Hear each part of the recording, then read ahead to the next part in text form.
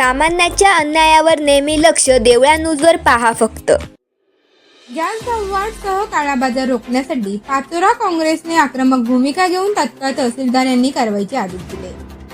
पाचोरा तालुक्यातील व शहरातील गॅसचा काळा बाजारसह केंद्र सरकारने भाववाढ केली या विरोधात महाराष्ट्र प्रदेश काँग्रेसचे अध्यक्ष हर्षवर्धन सपकाळ यांच्या आदेशानुसार जिल्हा अध्यक्ष प्रदीपराव पवार यांच्या सूचनेवरून आंदोलन करण्यात आले. यावेळी तहसीलदार विजय बनसोडे यांना निवेदन देण्यात आले.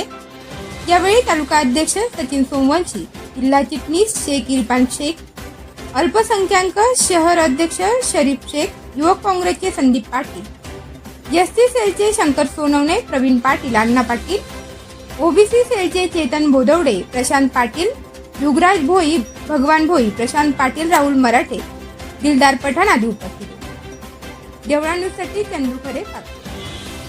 देशामध्ये स्मृती इराणी नावाच्या बाईने गॅसचा थोडासा भाव वाढला तरी पुऱ्या देशात आंदोलन सुरू केले होते.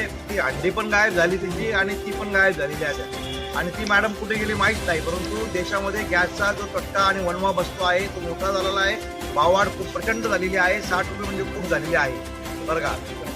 या गॅसवाढीच्या विरोधात हे आज पाचोरा काँग्रेसने आंदोलन केलेलं आहे आणि या आंदोलनाला जे हर्षवर्धन सपकाळ साहेब यांनी महाराष्ट्रामध्ये भर आंदोलन याच्या संदर्भात केले होते.